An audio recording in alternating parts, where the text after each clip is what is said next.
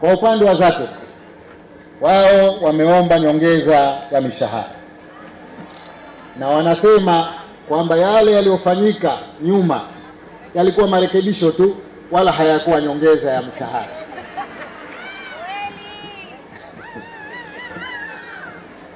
Tunachoweza kusema kama serikali ni kwamba kila mwaka tunao utaratibu wa nyongeza kupitia bajeti yetu.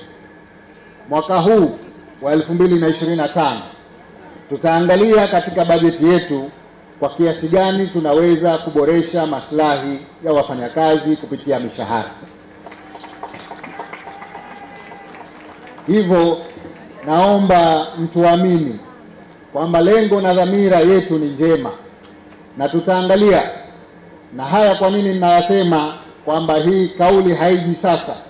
Ni kwa sababu tunakabiliwa na uchaguzi na sote tunatambua gharama kubwa za uchaguzi, na ndio maana nimewapa kazi Wizara ya Fedha wanipe hesabu kiasi gani tutaweza kuongeza katika maslahi na katika upande wa mishahara na kiasi gani tutaweza kuweka kwa ajili ya kufanikisha uchaguzi.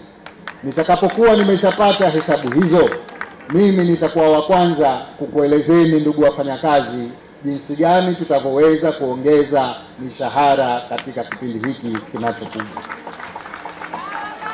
Kwa hivyo naomba mpokee ahadi yangu hiyo, na vile vile kama tulivyosema kwenye kauli mbiu yetu, tunakwenda kwenye uchaguzi, tufanye uchaguzi kwa amani. Hakuna jambo la msingi kuliko yote. Haya yote tunayoyazungumzia hapa yanahitaji nchi yetu iendelee kudumu katika amani. Tukipata amani, mimi sina shaka kwamba maslahi ya wafanyakazi yataongezeka, kwa sababu nchi yetu kwa kweli uchumi wetu unakuwa kwa kasi.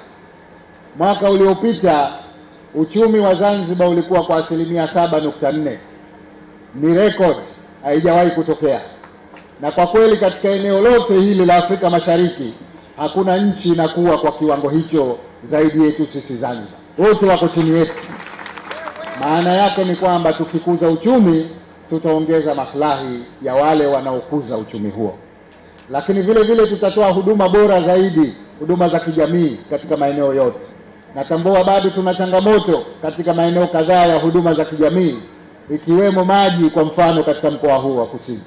Tutajitahidi tuondoe changamoto zote, lakini vile vile tutajenga miundombinu bora kabisa, ikiwemo ya bandari, viwanja vya ndege, barabara na kadhalika. Nyote mnafahamu kwamba hizi si ahadi hewa, kwa sababu tumeshaanza kuzifanya. Tunachofanya sasa hivi ni kukamilisha yaliyobaki kabla ya uchaguzi, na ahadi yangu ni kwamba mkiendelea kutuchagua kipindi kijacho cha miaka 5 tutapaa kwa maendeleo.